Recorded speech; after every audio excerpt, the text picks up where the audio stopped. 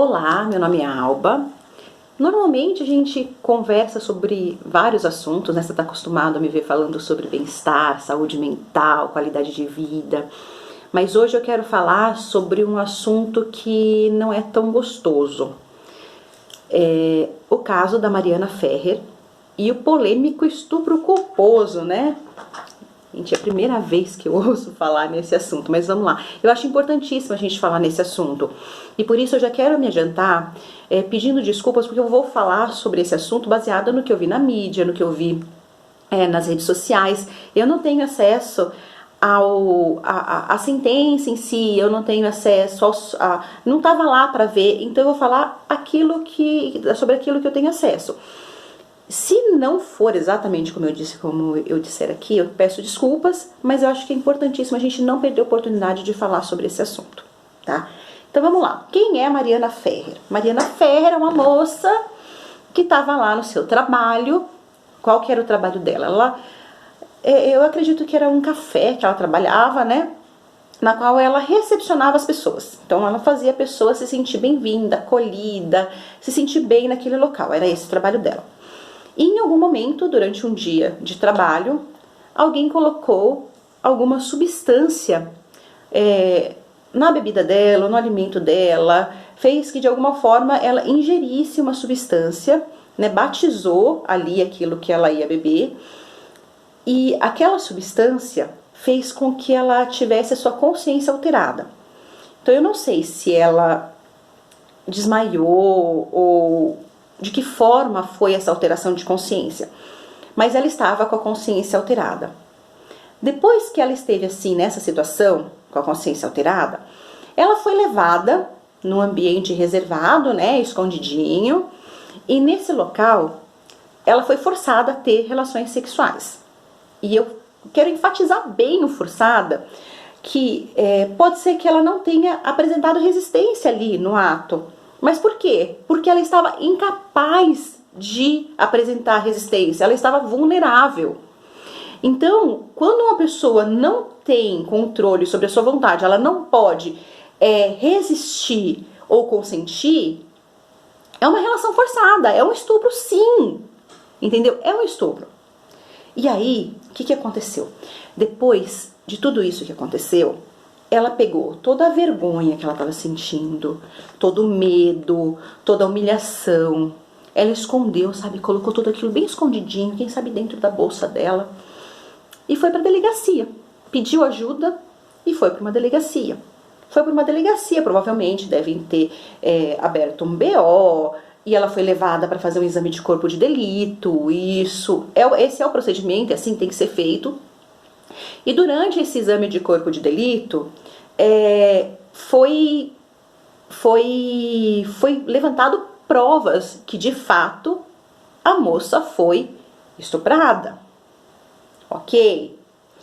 Então a gente tem provas aí, né? Então tem um peso maior nessa situação. Foi, né? Iniciou um inquérito, deve ter tido ali investigações e tudo mais, e foi para um julgamento.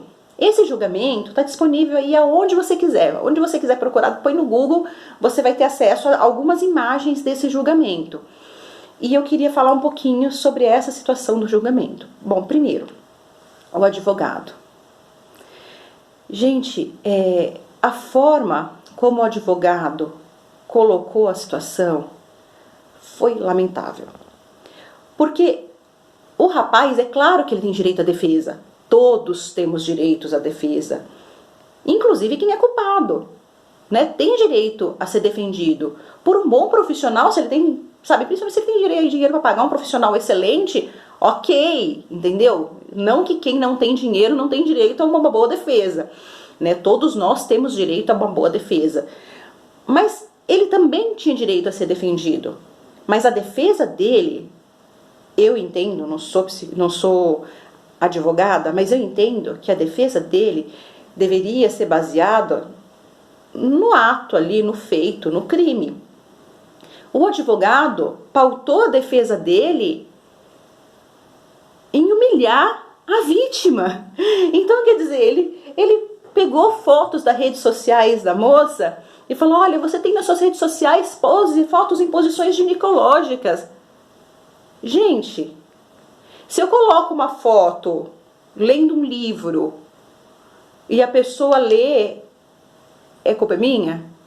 Vocês entendem? Eu tenho fotos nas minhas redes sociais lendo e tudo mais, mas ninguém vai fazer o que eu faço porque viu uma foto. Sabe, ela podia ter fotos nuas. Isso não justificaria de maneira alguma o ato do cara. A defesa desse advogado, ao invés de defender o réu, ele culpou a vítima. Sabe, que diferença tem as fotos que ela tem nas redes sociais dela? Disse que ela estava chorando lágrimas de crocodilo, que ela era uma dissimulada, que ela estava fazendo isso para conseguir likes na internet. Então, quer dizer, ao invés de defender a conduta do cara, culpou a vítima. E, infelizmente, isso não é incomum. Não é incomum. Infelizmente, a vítima ser culpada do mal que lhe aconteceu não é uma coisa incomum.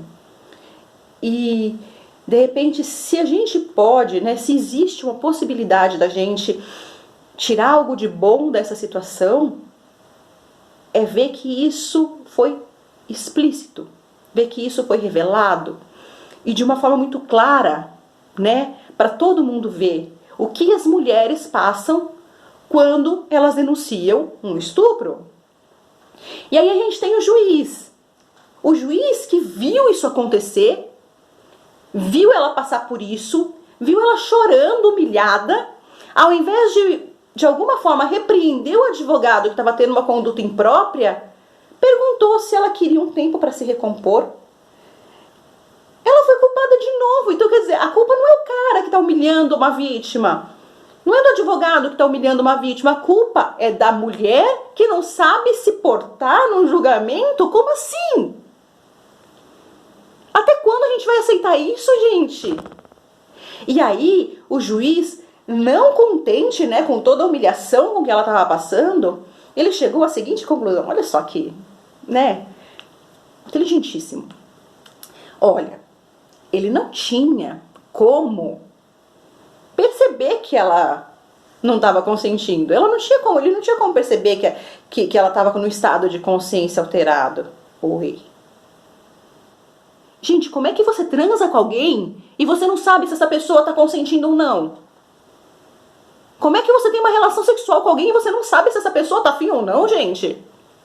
Não tinha como ele saber que ela estava com estado de consciência alterado? Como assim? E aí, como ele não tinha como saber, olha só que interessante, ele não tinha como saber. Seria o quê? Um estupro culposo? Que ele não tinha intenção de estuprar? Só que a gente não tem esse crime não existe. Mas então, como não existe crime, fazer o quê?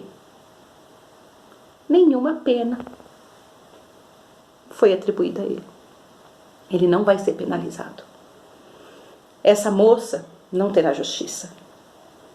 E com a negação de justiça para essa moça, estamos negando justiça a todas nós, mulheres. Todas nós. Eu me sinto injustiçada junto com ela. Gente, no meu ponto de vista, essa moça, ela foi estuprada por esse cara naquele momento. Ela era virgem. Se isso pode não ser importante para você, a virgindade da moça, mas de repente para ela isso era muito importante. A gente não sabe quanto isso era importante para ela. E o que importa aqui é o quanto isso é importante para ela. Então ela foi estuprada naquele momento por aquele homem.